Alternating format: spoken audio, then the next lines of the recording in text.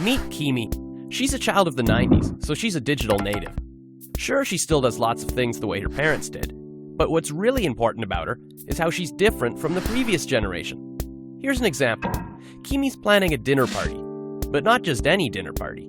She's throwing a tweet-worthy feast for all her friends that will make her the queen of her social circle. Oh, and one more thing. It's the year 2020. So Kimi's a different kind of consumer with different demands.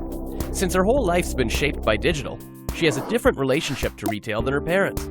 Sure, she's using the same channels her parents used, but how she uses them is totally different. That means attracting her with today's retail strategies isn't going to work in 2020. And just to be clear, there are cajillions of Kimis out there, getting ready to flood your retail channels, or flood someone else's. And whether or not you can attract these Gen 2020s depends on the decisions you make right now. Understanding how to attract consumers like Kimi will be crucial for retailers over the next decade. That's why the Coca-Cola Retailing Research Council, Kantar, and TNS conducted their latest research. And the results of that research are clear.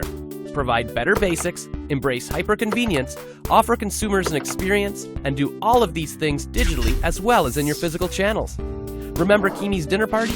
Well, the first thing she needs to do is make a list of what she needs.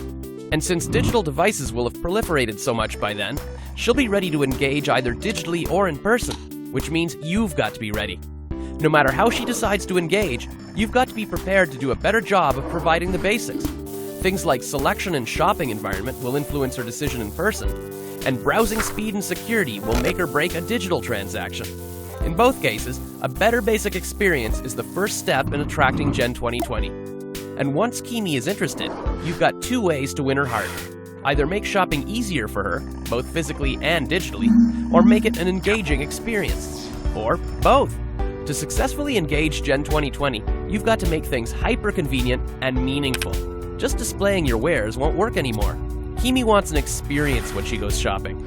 And your work isn't done when the transaction's complete. Kimi's a social being. She shares her experience with other Gen 2020s.